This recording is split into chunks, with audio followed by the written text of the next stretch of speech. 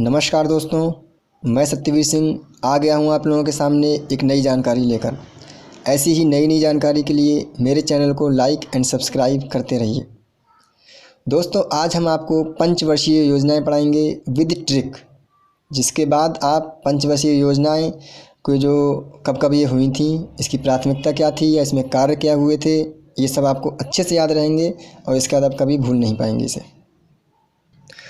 तो दोस्तों, हम शुरू करते हैं। आज हमारी पहली पंचवर्षीय योजना जो हुई थी ये 1951 से 1956 तक चली थी, 1951 से 1956 तक चली थी, जिसकी प्राथमिकता जो थी वो कृषि को प्राथमिकता दी थी इसमें।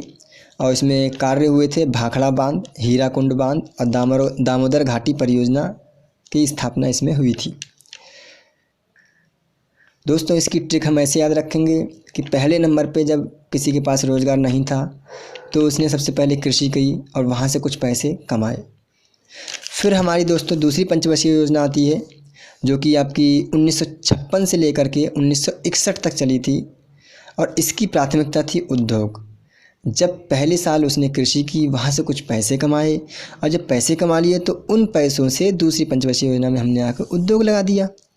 इसमें क्या क्या कार्य हुए थे दोस्तों, वो मैं आपको बता रहा हूँ। इसमें राउरकेला, भिलाई और दुर्गापुर इस्पात संयंत्र की स्थापना की गई थी।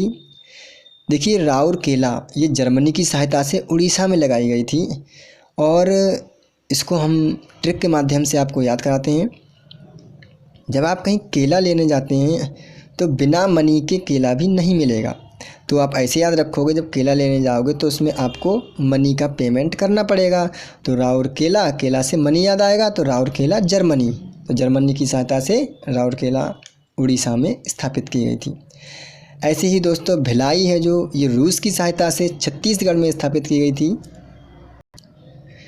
इसकी ट्रिक दोस्तों ऐसे याद रखेंगे, भिलाई से आप जैसे किसी को कितनी भी भलाई करो, जब आप किसी पे भलाई करते रहोगे अब वो फिर भी आपसे रूस जाता है तो आप क्या कहोगे कि अरे यार, भलाई का तो ज़माना ही नहीं है, मैं इतनी भलाई करता हूँ वो फिर भी मुझसे रूस गया।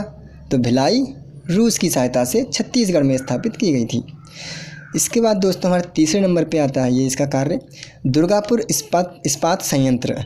ये दोस्तों यूनाइटेड किंगडम की सहायता से पश्चिम बंगाल में स्थापित की गई थी।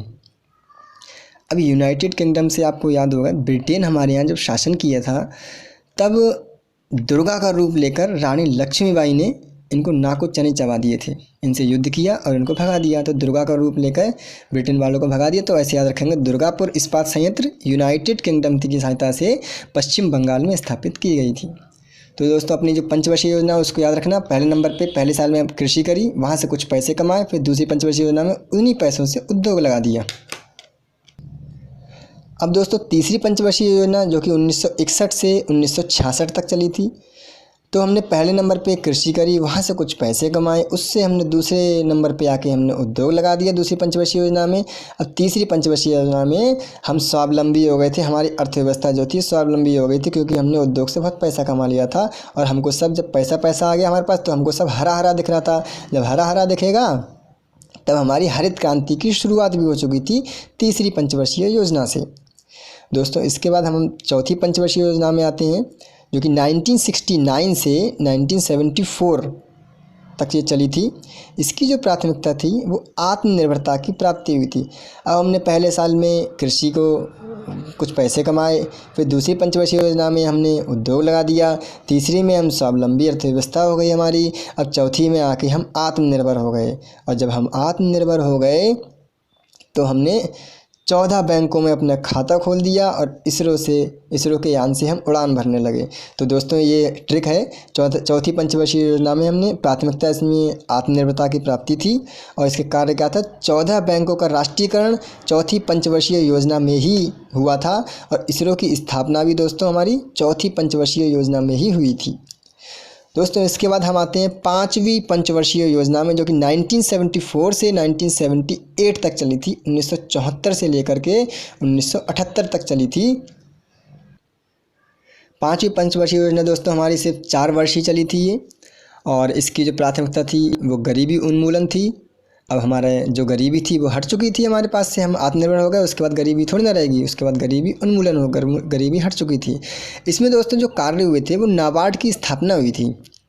और दोस्तों कहीं कहीं आपने देखा होगा कि कभी कभी ये नाबार्ड की ना फुल फॉर्म पूछ लेते हैं, तो मैं इसको भी लेके आ गया हूँ आप लोगों के लिए। ये नाबार्ड की जो फुल फॉर्म है, national bank for agriculture and rural development. इसकी जब स्थापना हुई थी जो 12 जुलाई 1982 को हुई थी। हमारी पंचवर्षीय योजना कब चली थी? 1974 से 1978 तक इसकी स्थापना कब हुई थी नाबार्ड की? 12 जुलाई 1982।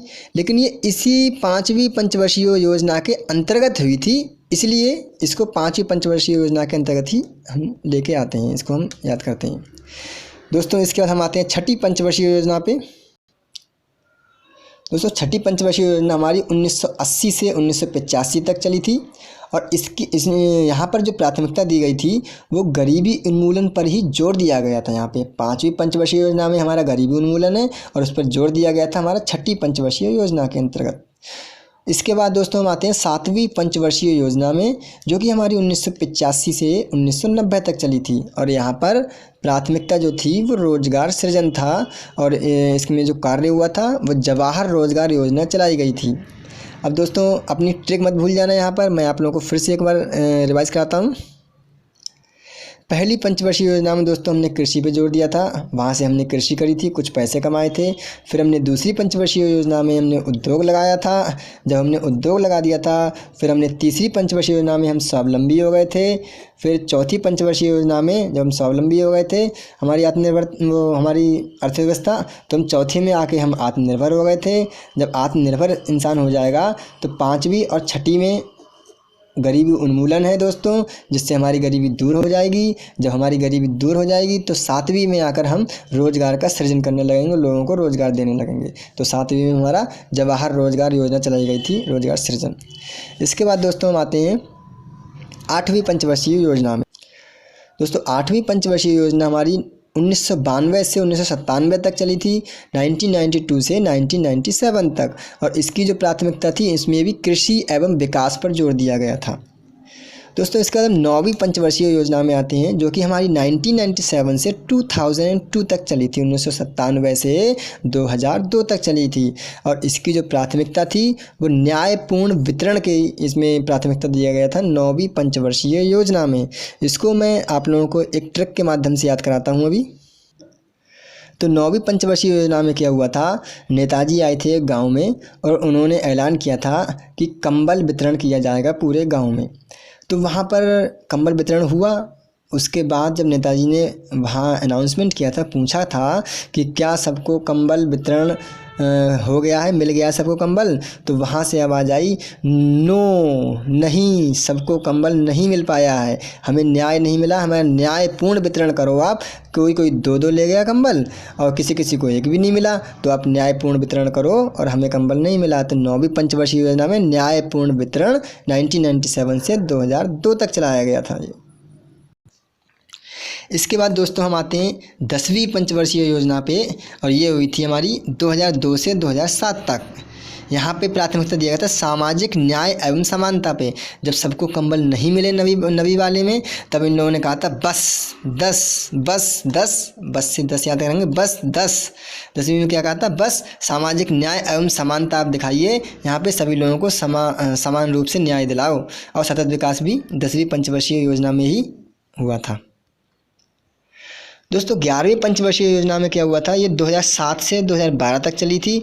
इसमें प्राथमिकता जो दी गई थी तीव्र एवं समावेशी विकास दिया गया था। इसका जो वृद्धि दर लक्ष्य जो रखा गया था वो 8% रखा गया था दोस्तों, लेकिन प्राप्ति हुई थी 7.9% की।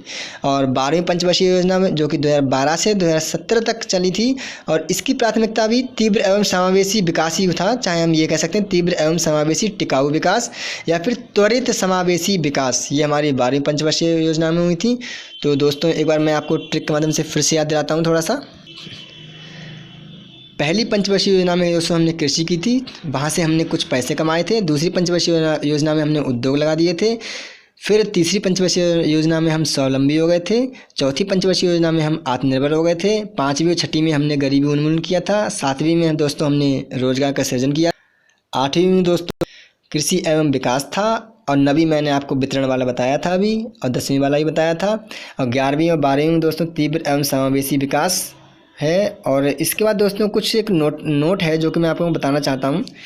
एक आती है योजना अवकाश, कब से कब तक के समय को कहा जाता है। तो जो योजना अवकाश है ये 1966 से 1969 तक के समय को कहा जाता है योजना अवकाश। दोस्तों तीसरी पंचवर्षीय योजना और चौथी पंचवर्षीय योजना के बीच में 3 साल का गैप दिया गया था। इसके कुछ रीजंस भी थे दोस्तों। जैसे चीन हमला हमारे यहाँ हुआ था 1962 में, और 1965 में हमारे यहाँ पाकिस्तान ने हमला कर दिया था, तो जिससे हमारी जो अर्थव्यवस्था थी थोड़ी सी डगमगा गई थी। तो उस बीच हम अपनी पंचवर्षीय योजना लागू नहीं कर पाए थे, जिसको दोस्तों योजना अवकाश के रूप में हम कहते हैं, जो कि 1966 से 1969 तक का समय है। वहीं दूसरा आता है कि रोलिंग प्लान, ये कब से कब तक हुआ था। तो दोस्तों रोलिंग प्लान का जो पीरियड था, टाइम पीरियड, वो 1978 से 1980 तक का है, 1978 से 1980। देखिए दोस्तों 5वीं पंचवर्षीय योजना हमारी 1978 में ख़त्म हुई थी, और छठी पंचवर्षीय योजना हमारी 1980 में शुरू हुई थी। जो बीच के 2 सालों का जो गैप है वो दोस्तों रोलिंग प्लान है, जो कि 5वीं के बाद और छठी से पहले हुआ था, वो उसे रोलिंग प्लान कहते हैं। तो दोस्तों आशा करता हूँ आपको मेरी ट्रिक के माध्यम से ये अच्छा लगा होगा। आज के लिए दोस्तों बस इतना ही। धन्यवाद।